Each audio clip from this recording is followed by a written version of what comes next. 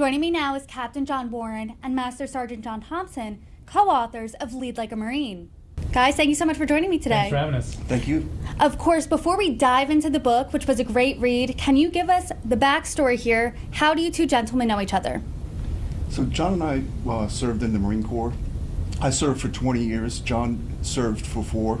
And we met in Lima Company, 3rd Battalion, 8th Marines. We trained and deployed to Ramadi, Iraq. We became very close friends. And when I got out and when he got out, we joined together to start Lima 1 Capital. I do want to discuss where the book starts, and that is the battle for Ramadi. And this really is the foundation of everything, it seems like, in your business. So can you both tell us your experiences of this day? It was April 17th, 2006, and what you described as the worst day, which then you eventually described as the best day. But tell us the story there. Well, it was a very intense day. We didn't see it really coming at first. It was an odd day starting off because it was the first day in Iraq that it actually rained. And we probably only had 3 days our entire time in Iraq that it rained. So it was just a strange day to begin with.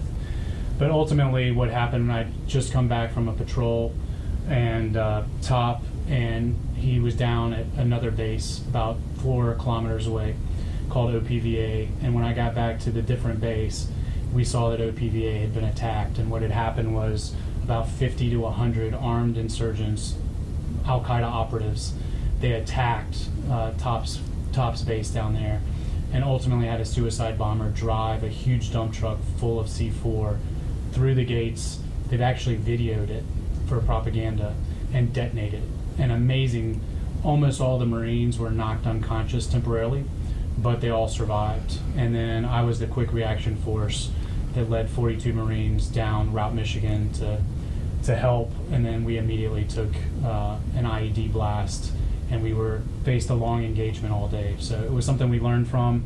It was an amazing experience, and at the end, we won and they lost.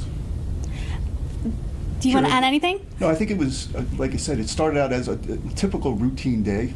While I was down there, we did start taking small arms fire, which was not unusual, but then all of the traffic stopped, and all of the civilians stopped walking around. So then it really knew something was about to happen.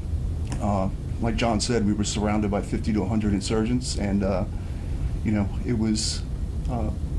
We say it as it was a bad day, but it ended up it was a great day because all the training that we put in place, we were able to actually exercise and defeat the enemy there. And I think one of the main things too that we learned was the Marines just performed so well. Their courage, their skill, their determination, it was unbelievable, and that's how we all got through the day. It was unbelievable just to read because the situation itself obviously would be chaotic to anyone, but how you both and your entire team handled it with such composure and such a cool, calm, and collected feeling that translated throughout how you carried your business. Can you explain that?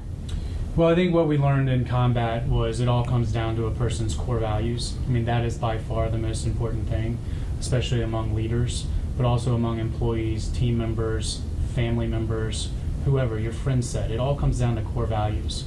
And the Marine Corps has a set of core values: honor, courage, and commitment that we looked for. And then we applied it to business, and we grew a company based on those core values. And we hired an assortment of people that a lot of other people would not have hired, because in the business world, and this is one of the biggest mistakes we see, they hire people based on industry experience, even if they're job hoppers. And we hire people based on their core values and then train them.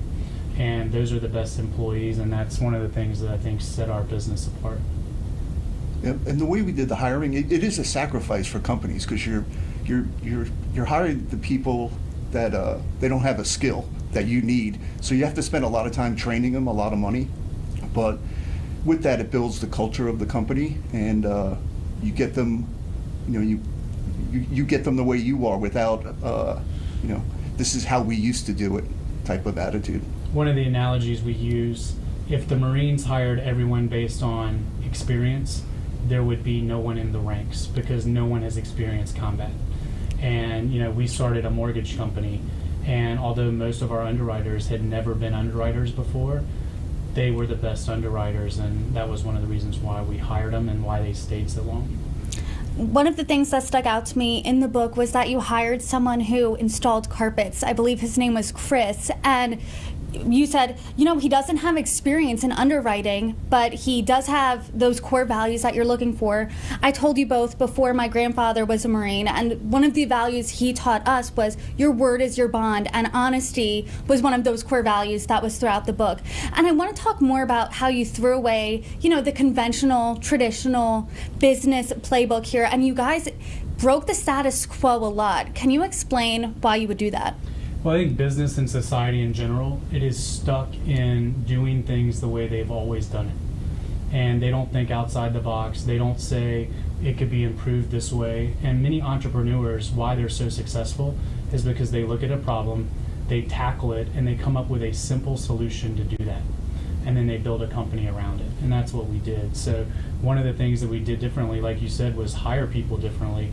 And we know right now that the best teammates, the best people that you want in your foxholes, their traits are hardworking, honest, extremely high integrity, team players, and then a chip on their shoulder.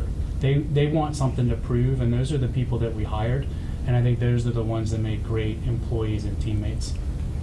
We had to stand our ground with that a little bit early on. We got a lot of pushback from capital markets, Wall Street, investment bankers when they would come down and do due diligence. They pushed back hard on our hiring practices, which was, a little bit of a setback early on. But eventually, they saw the assets that we were providing and the quality, and it just took a little bit longer. So it was a little pushback early on.